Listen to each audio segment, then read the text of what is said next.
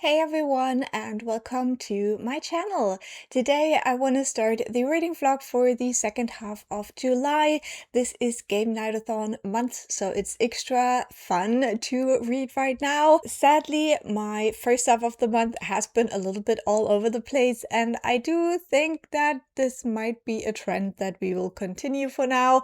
But yeah, I am just in a very weird spot in my life right now. So a lot is changing, a lot is happening, and I don't want to talk about it right now, but maybe in the future. But just so you know, like, it's all a mess in my brain, and I just read as much as my brain can handle. So for now, I don't think I want to even mention all the books I'm currently reading.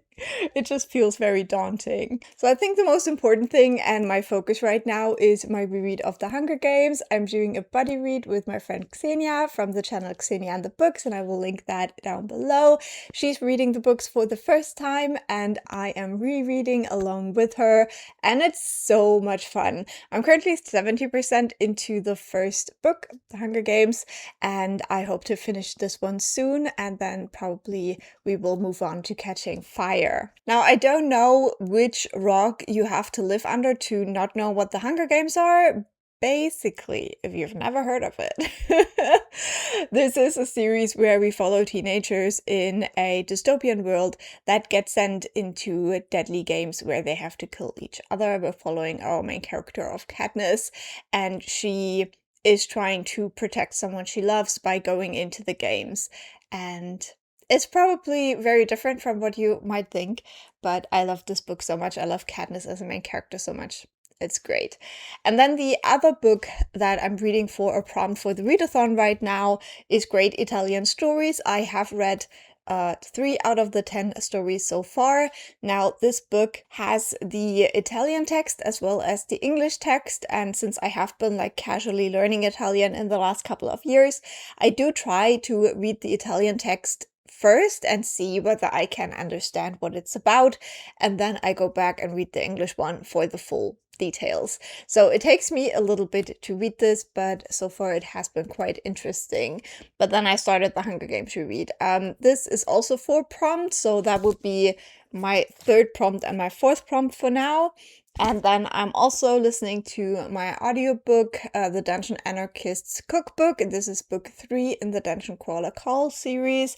I'm enjoying that one a whole lot. It's just such a fun series, and it's very compatible with my brain right now, similar to Hunger Games. And even the setup is a little bit similar, because in Dungeon Crawler Call, we follow Carl and Donut, his cat, as they have entered the dungeons with this like very dangerous game that they have to play because Earth was destroyed, and they have a chance to survive if they can make it through the game.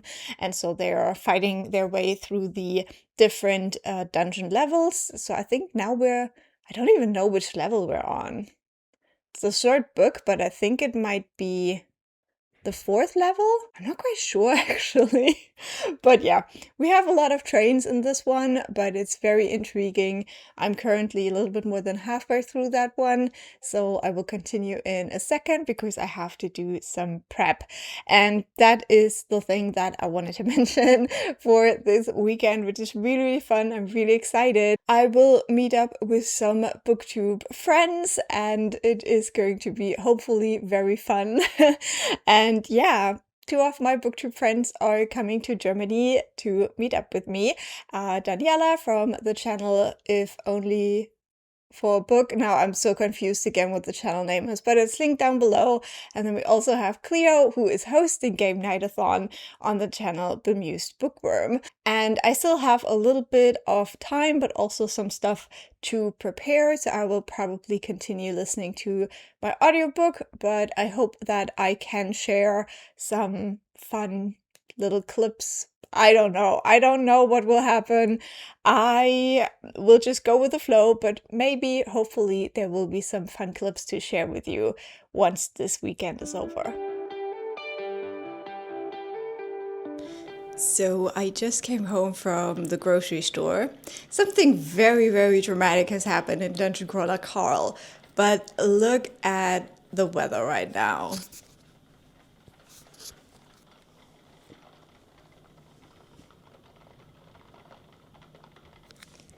It is storming now.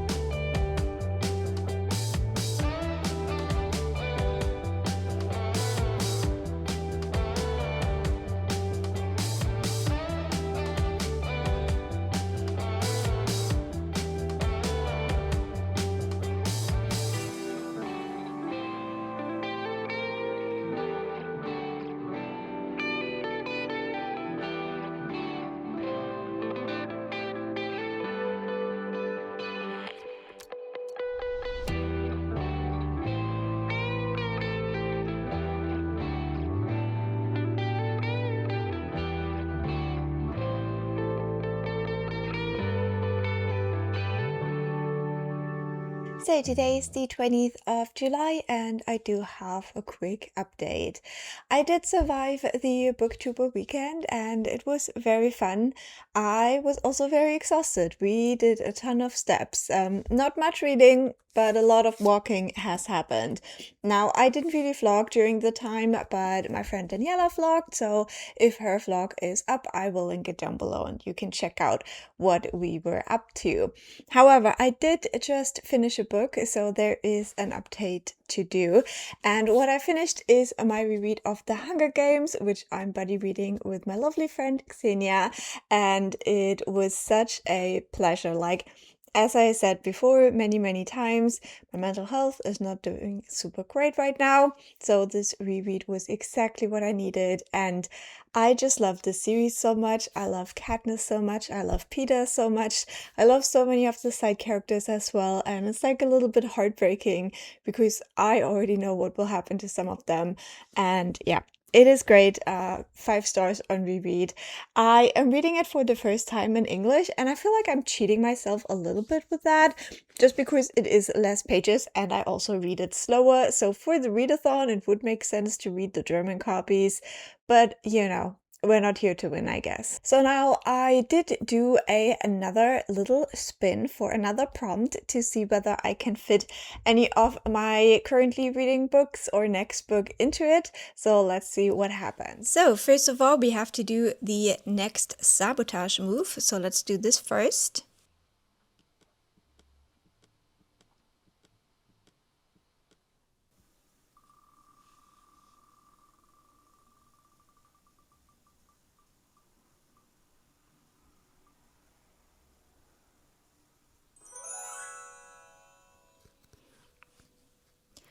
Okay, we got the lamp. I will have to think about that one for a while.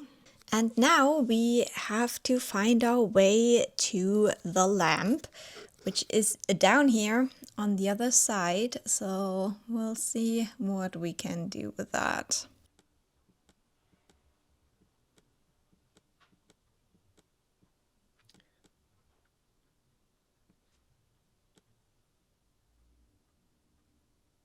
And there we go, we reached the lamp with one move of the maze. So yeah, let's find a book for that. And as you can see, we got the lamp, and what happens to a lamp when you light it up is catching fire. So I'm gonna count book 2 for this prompt, and I'm going straight in to read book 2. I'm very excited for this reread. Catching Fire is my favorite one of the series, even though all of them are 5 stars for me. But this one just is like the best. Like, I think we all agree, like all the people who have read the trilogy probably agree that this is the best one, even though I think like every single one has merit. Like, it's a perfect trilogy to me, and you can come fight me on that. So that's it for the physical reading update. For my audiobook, I have also made quite a bit of progress.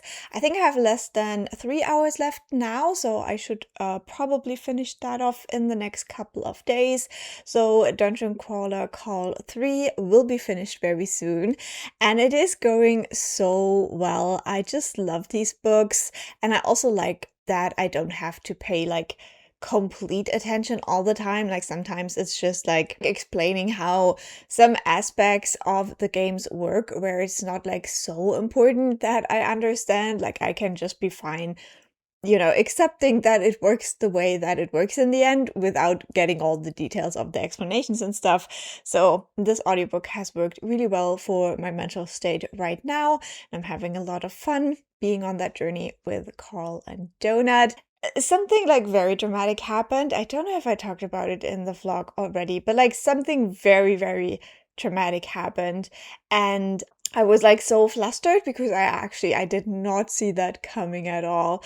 And now we are kind of like back into the game. Like it has to like move on very quickly, even from the most like, yeah, unforeseeable stuff that is going on. So I'm definitely intrigued to see how this book will end now. I think there is like some some connection between Hunger Games and Carl, just because you have this like similar setup of like deadly games.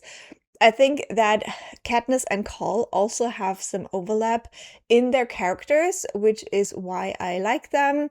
I think Carl and Katniss both are like very capable characters where I actually believe that they can come up with all the stuff that they're doing and that they have all the abilities that they're supposed to have. But then I guess like one big difference is like Katniss is like 100% in survival mode all the time, while Carl is like very much the kind of guy you have to remind that he is not a hero, that he can't save everyone.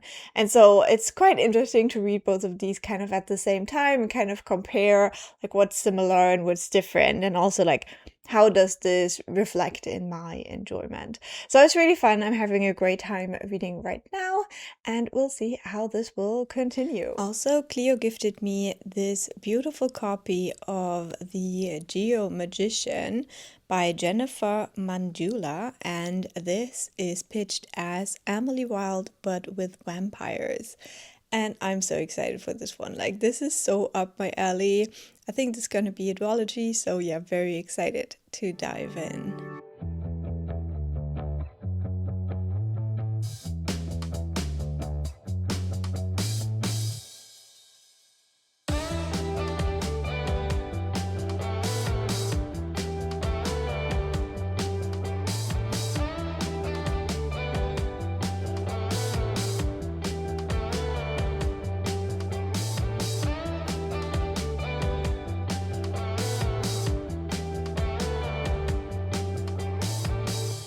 So I'm back because I just finished my audiobook, The Dungeon Anarchist's Cookbook, and it was really, really fun and good. And yeah, this series is just really a lot. Like, I had to listen to the finale of the book in like 20-minute chunks because it got like very, very intense, and I was very worried about our characters.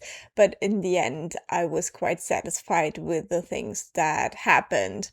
And yeah, we have finished book 3 in the Dungeon Crawler Call series with that, which is very fun. So far, I hadn't really considered how I would fit this into the readathon, so we will talk about that in a second. For now, I'm just gonna say that I gave this third book 4 stars as well. This definitely has a little bit of a shift away from the structure of the first and the second book. With both of these, it felt like you had like kind of a climax in the middle of the book and then another one at the end. And I feel like in book 3, it was more of a like normal structure of a fantasy book where things really build towards the end, and there is some stuff going on at the end that is like very traumatic, very dangerous, and all of that. And because of that, yeah, I'm intrigued to see how the series will continue. I have also done a reading vlog for this series so far, so that might already be up or will be up very soon, depending. Like, I will link it if it is already up, and if it's not, then you can subscribe so you won't miss it when it goes up. So in that vlog, I will discuss the first 3 books of that series. Okay, so now talking about the readathon, we are ready to move on. So it's time for the sabotage move again.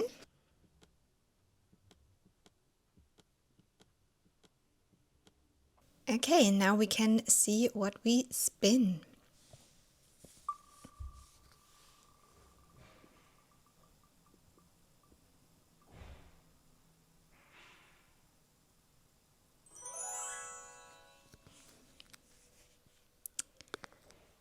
Okay, so we got the watermelon, which does not help me at all with my audiobooks because I had another book picked out for this prompt.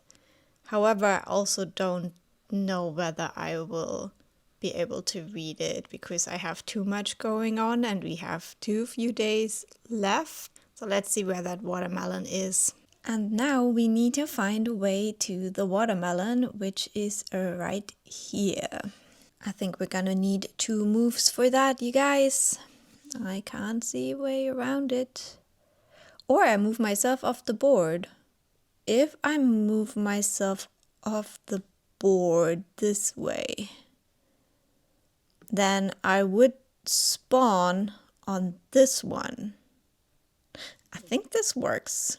If it doesn't work, you know what, I'm so confused right now. I'm just gonna do it. If it doesn't work, I'm sorry.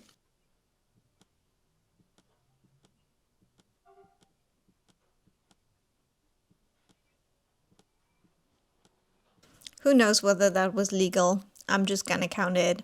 Come and sue me. Okay, so for this first one, we got the watermelon. Now, originally I had planned a specific book for the watermelon, but seeing how my reading is going so far this month, this is not realistic at all anymore.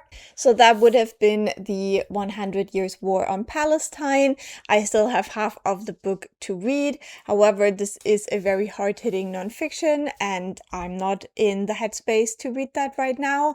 And also, as I said, it's not realistic that I will do that in the last couple of days that we have remaining for the month. So instead, I will say that a watermelon is a treat, and as a treat to myself, I read the Dungeon Crawler Call book, so I will count it for that. Now, I also wanted to find a prompt for a new audiobook, so let's see what the next one was. Okay, I think I'm gonna do one more prompt. I will see how I will make them work. But for now, I'm hoping I might get something for my next audiobook.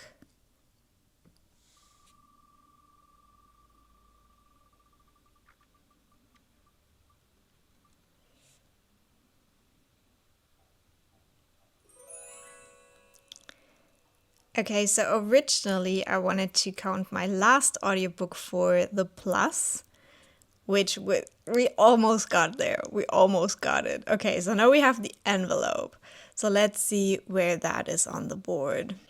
Okay, it's actually very close. It's right here. So let's see how we can get to it. I think I'm gonna need 2 moves. I can't really see a way that would be different. So let's do 2 moves.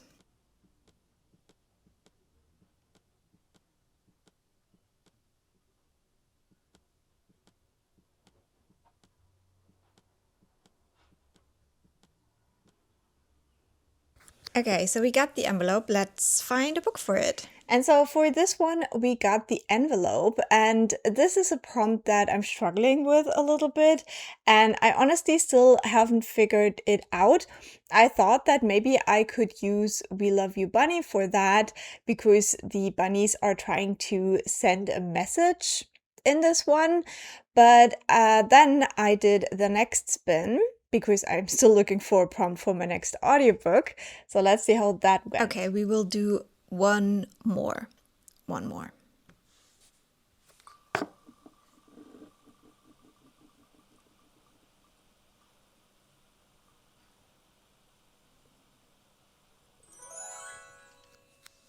Okay, we got the X.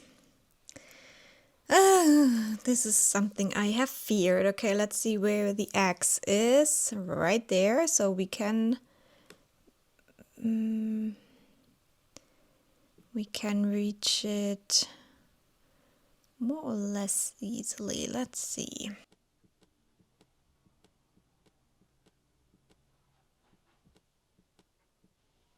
Okay, the X it is. And as you can see, I got the X, and the X is actually the prompt that I had put down for We Love You Bunny. So I will obviously count it for that. So we are going back to the envelope, and I will have to figure out a book to read for that, which is good because I haven't made any progress in We Love You Bunny in weeks. So who knows whether that will actually happen. As it stands, I still have to finish Great Italian Stories and also Catching Fire for physical reads. And then I will also have the next audiobook to count. So then maybe I can still read We Love You Bunny, but then I also know I want to go into Mockingjay as well, which we might make also work for the axe. So we'll see. That is something to figure out as we get closer to the end of the month. But for now, I think I will try to find an audiobook that I can somehow link to the envelope. And when I have found something, I'll let you know. So I will look at some audiobooks and try to figure it out. And in my next update, I can let you know what I chose to read for the envelope.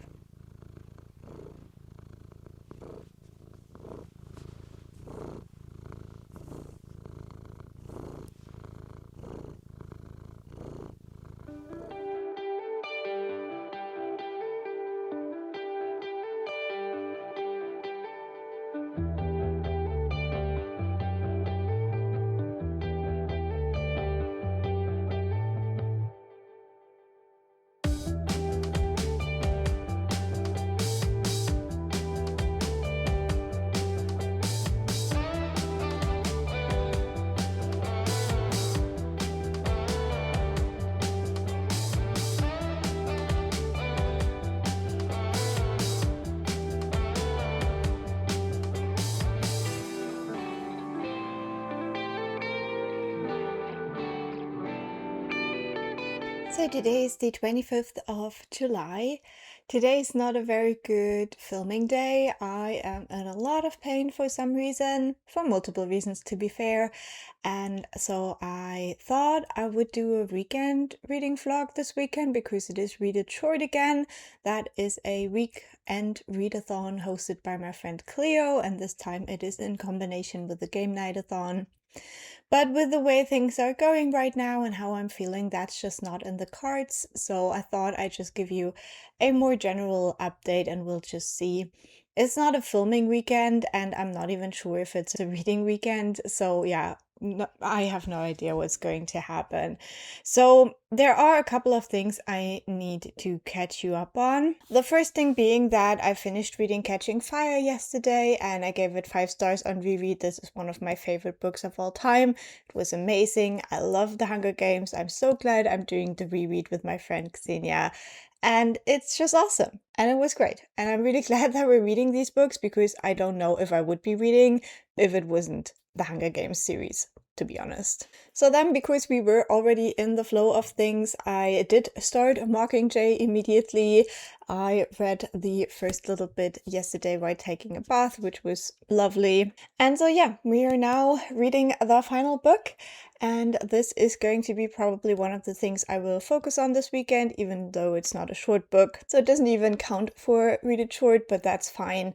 I'm just really enjoying rereading this series. It's giving me a lot of comfort and it's also on a level that my brain can handle right now. So that's good. So I did not spin for more challenges for Mockingjay.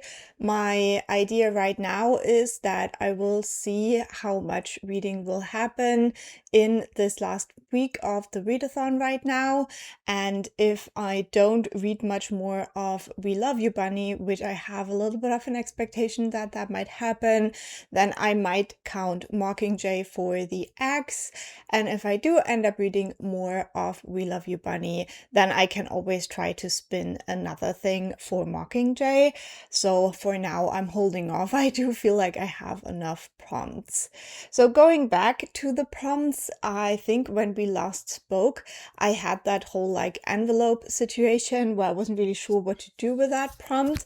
And I have decided now, and again, this is stretching things a little bit far, but really I had no idea what to read for the envelope, and there wasn't really a book that I really felt like reading. So what I'm going to go with is my next reread in Chi's Sweet Home. This is a manga series about a little cat called Chi and her basically growing up with this Japanese family. And I am on volume 5. Originally, I wanted to reread one of these every single month so I can finish this series off with the 12th volume in December. But as you can see, I have fallen behind yet again. So this would be a good, just catching up would be good for me.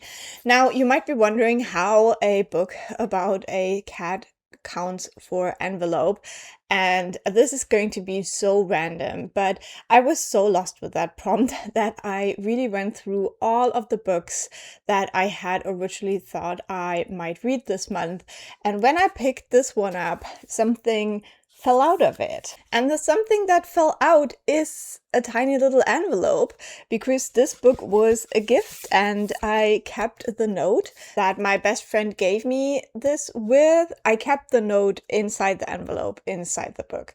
So I'm just gonna count it. It's like the biggest, weirdest coincidence, but I don't care. I just need a book for that prompt because I just really did not know what to do. So this would also fit in quite nicely with Read It Short, because it is a short book to read this weekend, so that might happen.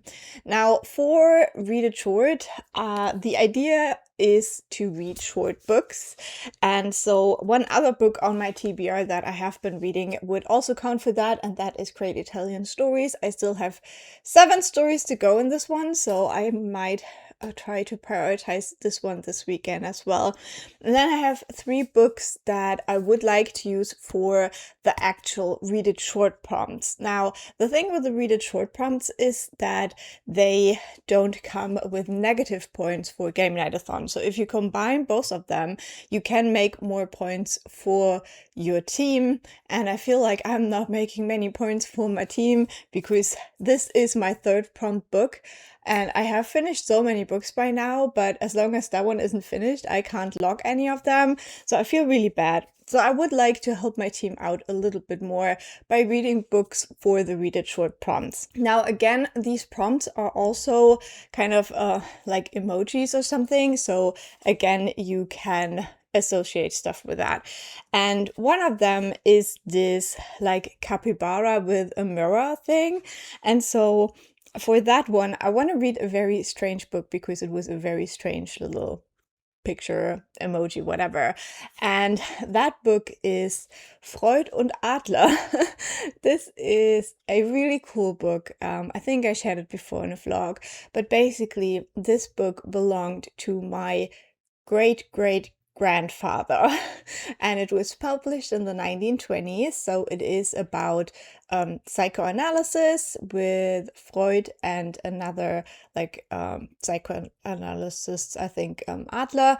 And yeah, this is a book about psychology. Now, what you might be surprised to hear is that my family were basically farmers. So I was like really astonished when my grandma told me about this book, that she found it, and that this was a book that my great-great-grandfather owned. And what's also really interesting about this is that it is annotated. So some parts are underlined, but there are also little notes at some points. And the problem is that in Germany, we went through different kind of, it's not quite alphabets, but like different writing styles of the letters. So I can't actually read the handwriting of my great-great-grandfather, but still I think it is so cool. And because, you know, the mirror and self-reflection and stuff like that, I thought this would be interesting. So I didn't originally have this on my TBR really, because I didn't know whether I would actually one day just go and read this book, but I think I might do this weekend. And I think it's just like so fascinating that my great-great-grandfather was already interested in psychology, which is like one of my like topics of interest that I have followed for like so many years now. So yeah, I'm gonna read this for the capybara. And then the other prompt that we already have is a little band-aid. And so for the Band-Aid, I want to read the next volume in She's Sweet Home. I think like Band-Aid, it means like, you know, helping someone who maybe has a little hurt, a little wound. And I think these very cozy, very sweet manga can be just that, not in the physical sense, but in the emotional sense. And I have been struggling so much, and I am struggling today so much. So this might just be the little band-aid that I need, and so that would be volume 6. And then depending on what the last prompt will be, because we will only learn about that in the reading sprints this afternoon, but I might try to fit in volume 7 of Chi, and if that doesn't work, we can use the same prompt multiple times, so I would just apply the band-aid again for this one if I get to it. So that would be my little TBR for the weekend, and I'm very excited. So now that I got the envelope prompt covered, I still wanted to find a prompt for my audiobook, and I don't think we have talked about that one yet. So let's see what happened with that. I'm still looking for my next audiobook, so let's try.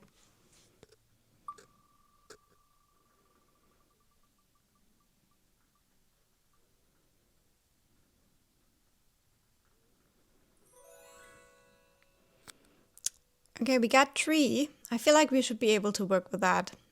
So the tree is down here. Okay, so if I remember correctly from Clio's video, I can also move myself first and then move the maze. I don't have to move the maze first, so that's what we're gonna do for this one. I think we're gonna move here, and then I'm gonna push myself up or down.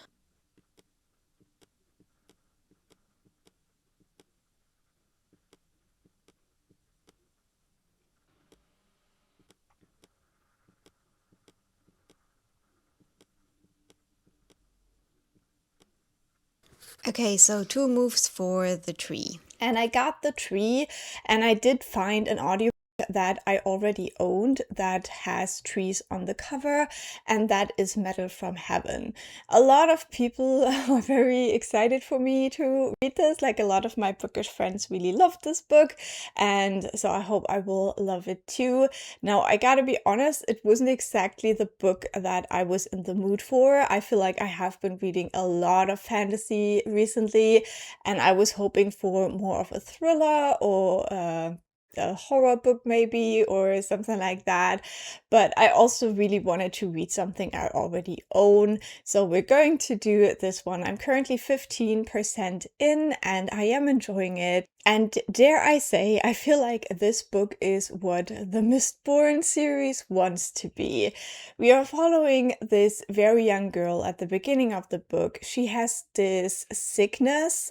I forget what it's called. It's called Lust Attached, and it comes from working close to this metal called Icarite, and we have a setting that is very much Industrial Revolution.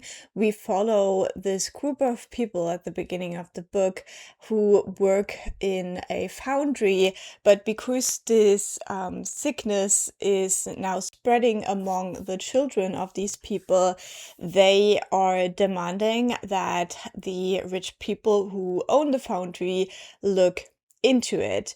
But instead of listening to the workers and finding a solution, they kill everyone. And our main character, Marnie, is the only person who survives. And so Marnie then doesn't really know what to do. She's just really trying to escape because she's scared that if she will be found, she will also be killed. And so she tries to board a train, and then the conductor is like, hey, you can't travel on the train without a ticket, and this mysterious woman pays for Marnie's ticket. But then when they're on their way, it turns out this mysterious woman is part of a group of bandits. So for now, Marnie has joined the bandits, and this is going to be a story of revenge. Because of the luster touch sickness, Marnie has special abilities with Icarite, and she can use that to help the bandits out. And also, this is a queer story, and what I find very interesting about it is that Marnie is portrayed as interested in girls, and they don't call that lesbian. They have their own word for it, and it is frowned upon in this society. But I thought it was like very smart to make up kind of a fantasy word for it, because obviously they wouldn't call it lesbian, because that is like our culture, you know, it comes from the island of Lesbos, which they don't have in that fantasy world. So I really like that like small detail. It makes it feel so much more real and well thought out. So far I am enjoying it. I'm still like trying to find my footing in the book, but I'm intrigued to learn more, and I will keep you updated on that one, on the readathon stuff, and we'll talk again soon.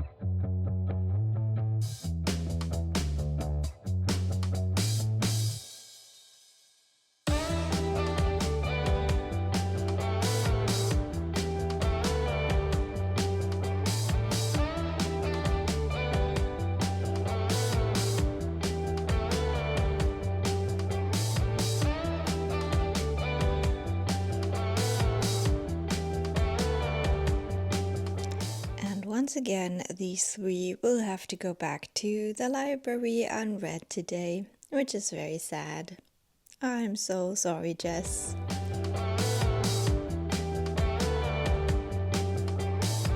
So today is the 28th of July. We are getting closer and closer to the end of the month, but I also had a pretty eventful reading weekend, so let's quickly catch up on that. So I had a couple of books I really wanted to read for Read It Short. We did have 3 prompts, so I had 3 books that I wanted to read for that, and then also I had to read one other book beforehand, which will be clear in a second. So for the weird capybara mirror prompt, I decided to read Freud und Adler by Dr. Alice Rühle-Gerstel. This is just a very tiny nonfiction book about the psychoanalysis and I think it is called something like individual psychology or something like that in English. So yeah, it was quite interesting. This book is over 100 years old, and it belonged to my great-great-grandfather, which is pretty amazing. And yeah, I don't really rate this for like enjoyment. Also, it's so sad. I even tried AI, which I don't usually use, but I really wanted to try to figure out the handwritten notes in here, but it's just a script I can't read. Now, if you don't know, in Germany, we've had like different handwriting techniques. So before the 30s, we had a different technique. Then during the 30s, again, they changed it. And then now we are doing it completely different again. So it is very, very difficult to read old German handwriting. And unfortunately, even with ChatGPT, it could not figure out what exactly was written in the margins, unfortunately. But yeah, that was very interesting still, and the reading experience of like this being kind of an heirloom book, I rated 3.5 stars. So I read that on Saturday, and then I did read a second book on Saturday as well, and that was Cheese Sweet Home Volume 5 by Konami Kanata. I am doing the reread of this little series, and Volume 5 was for a normal readathon prompt, the envelope, and so I did finish this one. On reread, I gave it 3.5 stars. I thought it was really cute, but starting from this volume, we do get more adventures of Chi going outside and discovering the neighborhood. And because of that, I feel like sometimes it leaves behind the kind of parts where it's more about, learning how to take care of a cat and how to understand a cat, which are the parts I enjoyed more about this series. And it gets more just like shenanigans and like meeting up with other cats on the streets and doing stuff. Also, there is this cat, I think it's introduced in the 6th volume actually, but I'm not quite sure, might have been in this one as well. This like one cat that is very, very mean to Chi. It's a street cat, and you can kind of understand because this other cat has not been adopted and it doesn't really understand living with humans.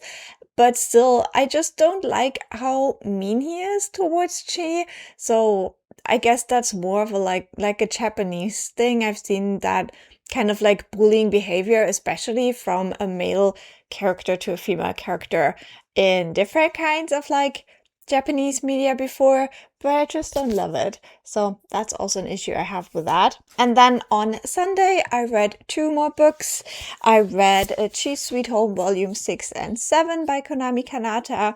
So I counted one for the Band-Aid because it is so cute and healing.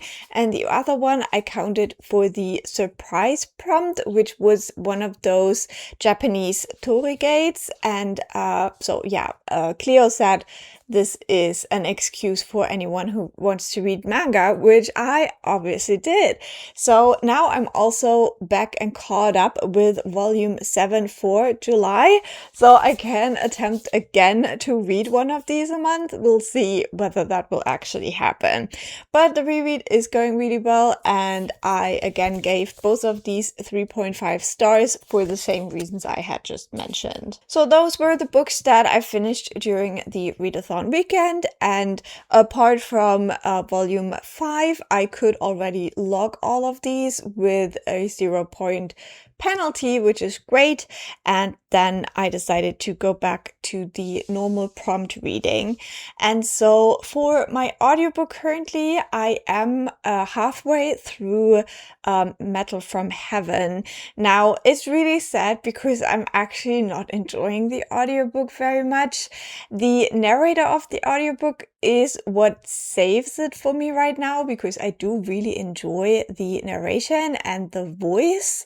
However, the story itself, the book, feels so disjointed, and it's really sad because this was a book that people have mentioned to me and were like, hey, you're probably gonna really love it. And the thing for me is that I really, really don't like stories with time jumps. This is like a big no-no for me. There have been books where it works, but for the most part, time jumps don't work for me because it feels like I'm missing part of the story.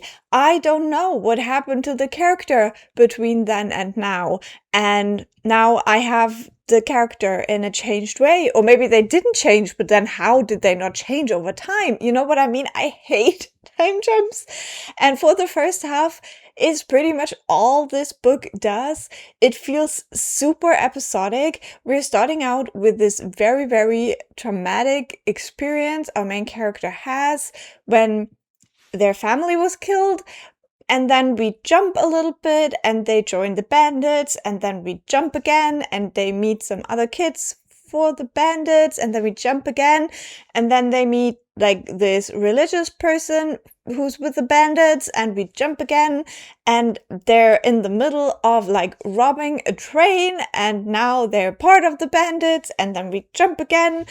And I'm so lost. I am so lost. I have no idea what's going on. I think we have covered about over 10 years now with this whole thing. Like maybe we're already almost close to 15 years in a couple of chapters, like not even as many chapters. I think I'm currently in chapter 9. It's just too much. I'm so sorry. I can't keep up.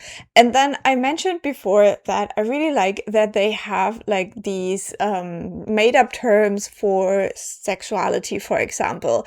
But then I also just don't like how some of the terms are used. It just feels very closed off to me. Like, for example, for lesbians, they use the word crawlies, or in general for gay, I guess. I don't know.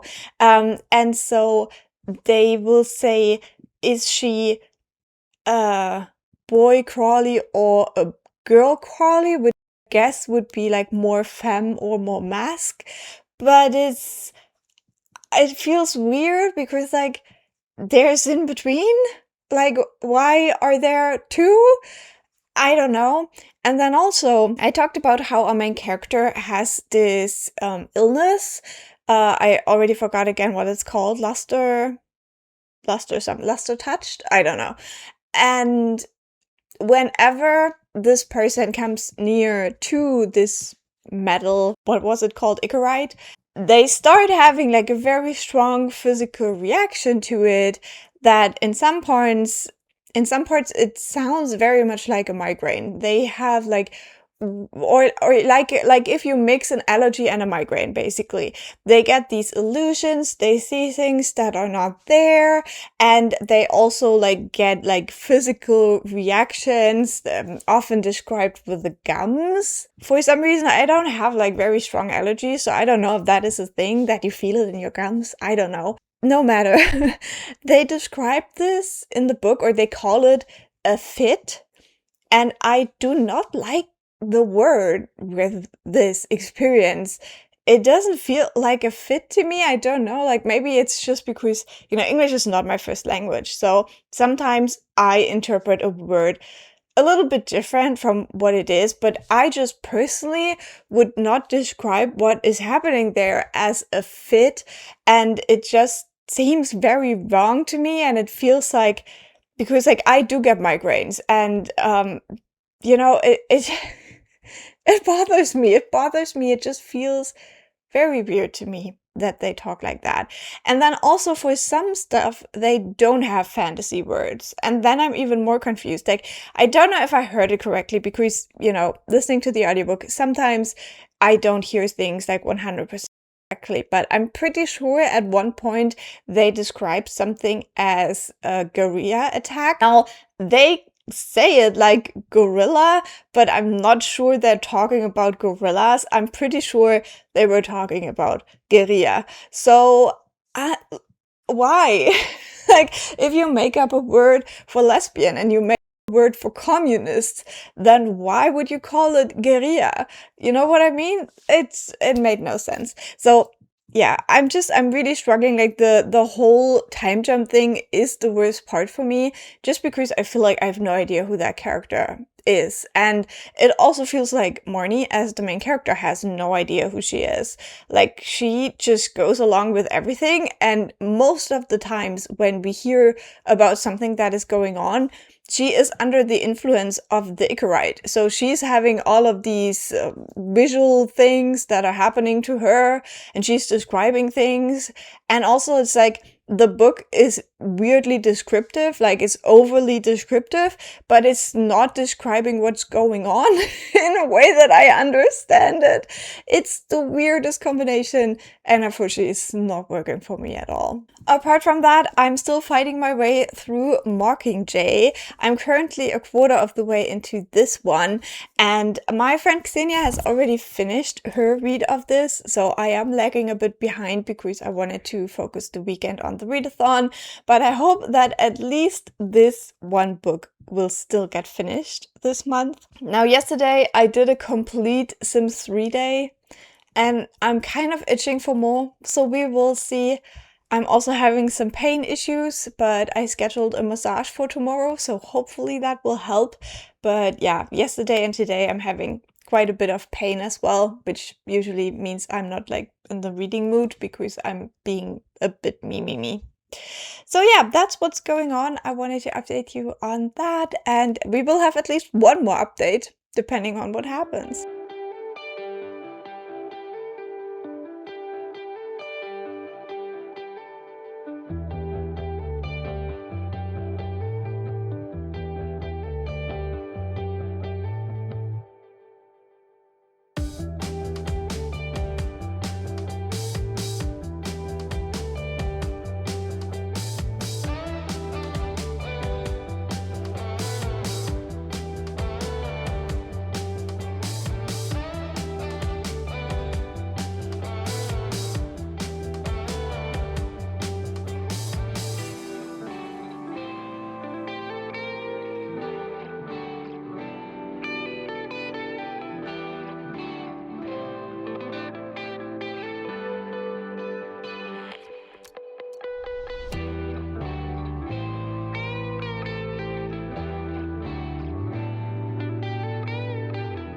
Okay, today is the 1st of August, and with that we have come to the end of this vlog and we have come to the end of Gamenightathon. So for this update, I will talk you through my bookish updates first, then I will wrap up the readathon, and then we can wrap up this video. I did finish 2 more books since we last spoke, but before we talk about progress, I have one more spin to show you. Okay, I think we can spin for one last prompt.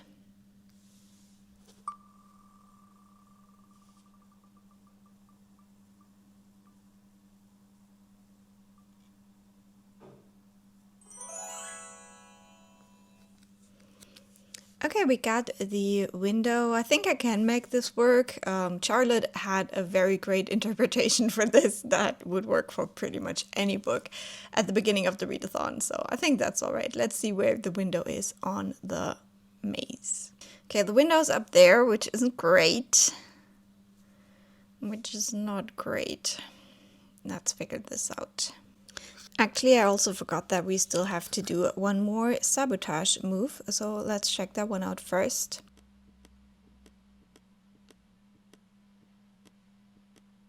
So honestly, again, I think we need 2 moves. We push this one out and put it back in down here. I think that's the easiest way to do it.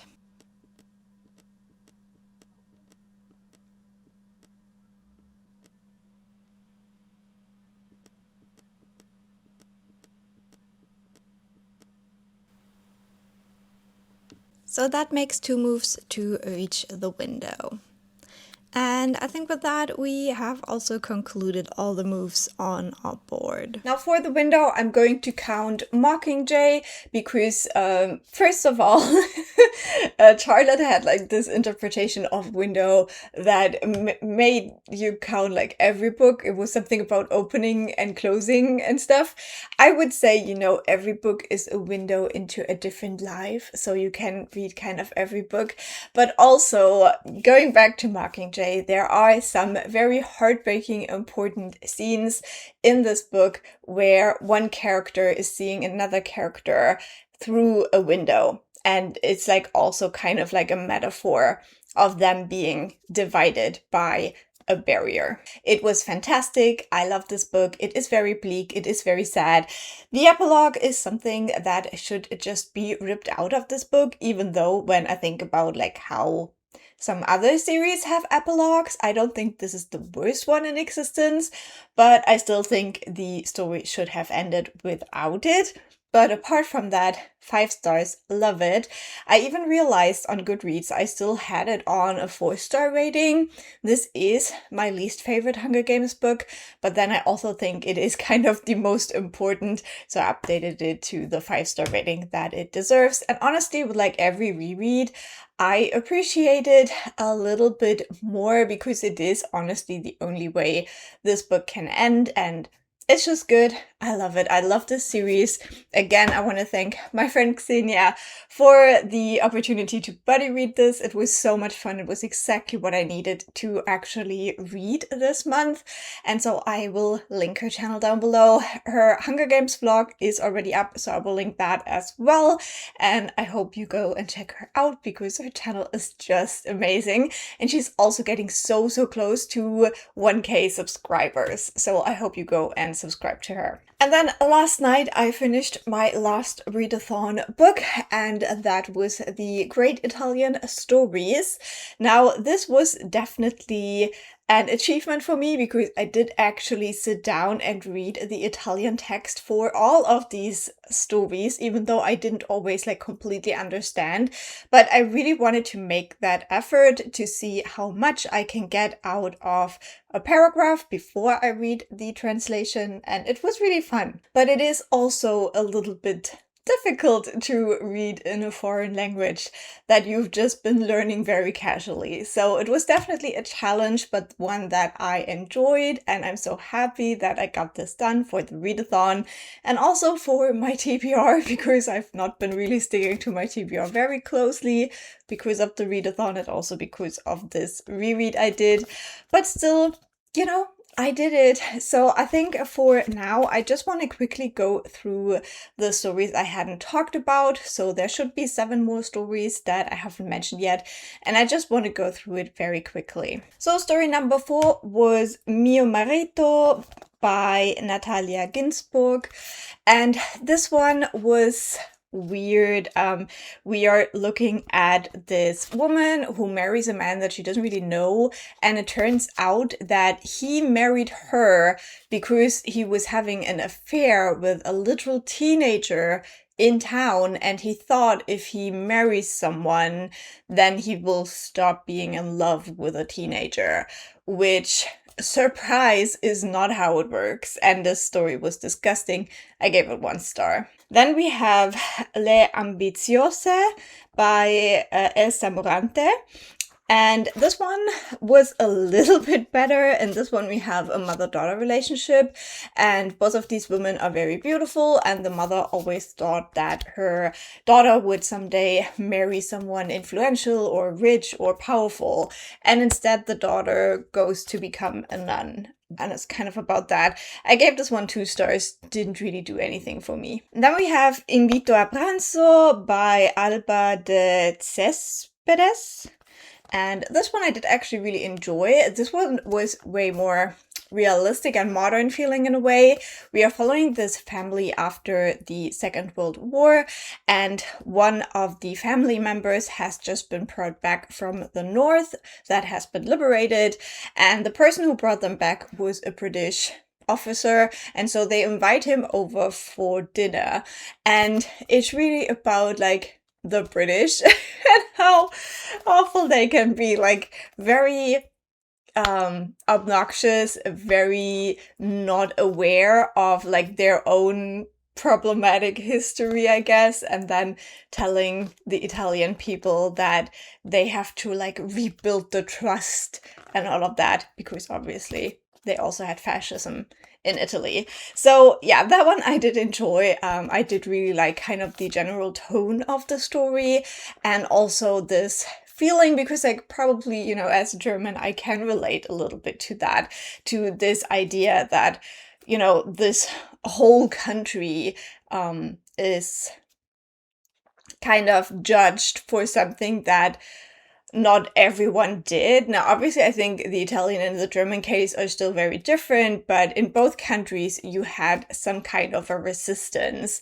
And so it's a little bit about that, but then also maybe more about like the quietly resisting people as well, because the family we're looking at, they weren't like very loud. I think they just went into exile, and they're also like a very well-off family. So it's also a little bit about their feeling of like being superior to a lot of people in their country. There was a lot in this story, and I did enjoy it. Next one was Dialogo con una tartaruga by Italo Calvino, and this one was a weird little one.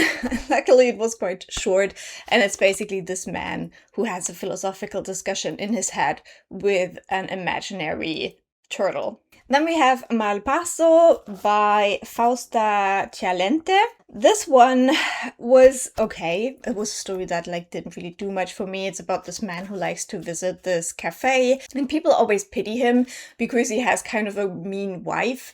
And so he invents the story about how she was like really like beautiful and loving and caring when they married, but then she got an illness and became mean. And I just don't like stories about all of the mean wives. I'm sorry. Then we have Le Gerbata by Grazia Deleda. This one was also a bit weird. This one had quite a nice touch with like nature, and we're following this man who is in love with a doe in a way. Like they have this like very weird relationship, and he kind of like projects his family history into this animal. And last but not least, we have the story that made me pick up this book for the readathon, and that was La Gallina by Umberto Saba. This is a story about this boy who has just earned his own money for the first time, and his mother tells him to like spend it wisely, and so he goes to the market and he buys a hen to keep as a pet, and he sends it home to his mother while he goes back to work And let's just say the mother doesn't really understand what he was going for with that purchase. So overall, I would rate this whole collection a 3-star. I didn't particularly love any of these stories, and I think if I read in Italian again, I will probably start out with more like children's and middle grade books and more like genres that I actually enjoy. This one, very mixed bag for me. I'm also almost done with my audiobook Metal from Heaven, and this is just going downhill. So at the end of the month, I had 3 hours left. Right now, I'm even closer to the end. It's just not for me. This book is not for me. I'm not enjoying it. It's so weird. It's so hypersexual. It's so like toxic lesbians, and I don't know why can't we have books with like normal lesbians? Why are they toxic lesbians all the time? I'm getting so annoyed with this. And yeah, there was like a plot twist now, which happened technically like already in August, but it doesn't matter. It was just so obvious. It was so obvious. I was just waiting for that to be like the reveal. And I was like, yeah, okay, thank you. It's so obvious. And I hate that. I hate when things are so obvious and then it's like portrayed as this like, you know, mind-blowing reveal that the main character never would have guessed. And I also don't like that the main character is kind of like portrayed as not very smart and not literate. And then their whole inner monologue is like they are a lovesick poet that is also taking a lot of drugs. I don't know. I can't. I really, really don't like this book, unfortunately. I will finish it because for some reason I still haven't learned to DNF, and I will talk more about that in my August vlog, but don't expect me to be positive. And with that, we can now wrap up the readathon as well. So I think I will just go through the prompts one more time, tell you which books I have read, and then I will tell you the overall points I made for my team, and then I think we're done. So I had 10 prompts overall. I managed to finish 2 prompts before I started this vlog. For the Einstein prompt, I had read the Grimm's Fairy Tales, and for the boat prompt, I had read Blood of Dragons by Robin Hobb. So then for the third prompt, Chicken, I read the Italian stories, because as I said, the last story was about a hen. Then we had a Snowflake, and for that I read Hunger Games. We had The Lamp, and for that I have read Catching Fire. Then we did get Watermelon. For that I counted the Dungeon Anarchist's Cookbook in the Dungeon Crawler Call series. Then I had Envelope. For that I read Cheese Sweet Home Volume 5. We had The Axe. For that I counted the progress I made in We Love You Bunny, which was just over a quarter of the way. Then we had Tree. For that I counted my progress in Metal from Heaven, which was 80% of the book. And then for my last prompt, Window, I decided to count Mockingjay. And so with that all together, my final score for my team, my points were 2,732 if I didn't miscalculate, which is pretty good. I'm quite happy with that. I think I could have done better, but I could also have done worse. So I'm okay with that score. And Clio will reveal soon which team won. My team was Triangle, so fingers crossed for us. But obviously all the other teams did amazing as well. And with that, we have made it to the end of the vlog. Again, I want to thank my friend Clio for hosting this amazing readathon. I will link her channel down below as well, so you can go and subscribe to her so you won't miss the next round, which will probably happen in December, as well as future rounds of Read It Short. And I think the next one should be in October for that, but don't quote me on it. So I hope you enjoyed watching. I hope you had a fun time. Let me know, did you participate in the readathon or any other readathons in July? How did you do? So have a lovely day, and I will talk to you very soon. Bye!